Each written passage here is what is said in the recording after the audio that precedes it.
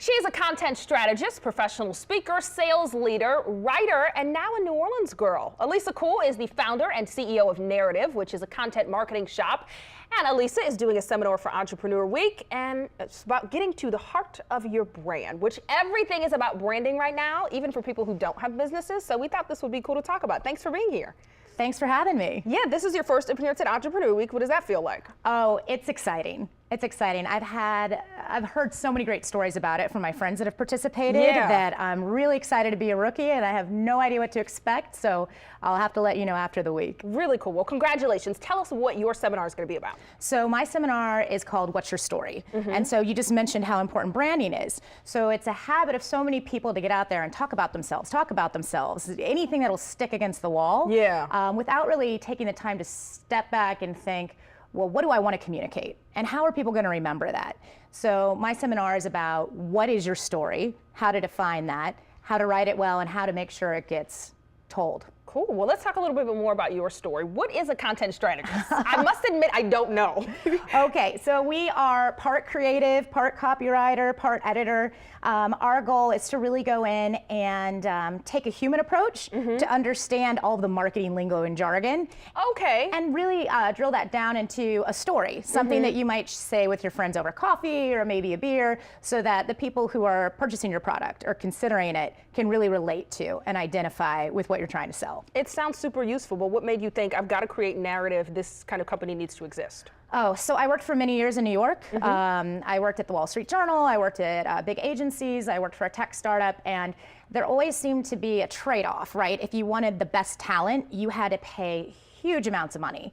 And increasingly, these places weren't treating their talent very well. And all these people were taking their jobs into their own hands. So I got together with several of them and we said, well, let's make this work and let's bring everyone together and provide those services to a much larger pool of people that appreciate what they do. Really cool. So what do you hope, let's say someone who's going to this is an entrepreneur, what do you hope they get out of your segment? I hope that they take away that the story really is critical in your branding. You can pick the best colors, you can have the coolest website, you can have the best logo, but if people don't know how to talk about you and what they're saying isn't what you'd like them to know about you, then you've missed the mark. Yeah, and I feel like a lot of people, as you said, don't have control over that. So if you can help them, girl, you can help us all. Oh man, it's all about discipline, and that's the hardest part. So that's why they like content strategists, somebody else to come in and do a little bit of the work. Really cool. That sounds like a fun job. And as far as people who aren't entrepreneurs, nowadays we hear everyone talking about branding. People who don't even have a job yet, right? High school students who just have an Instagram talk about branding. Do you feel it's important for them to brand as well? It's important to brand. There's a lot of books out there right now, even like the brand called Me, right? To your point about branding yourself.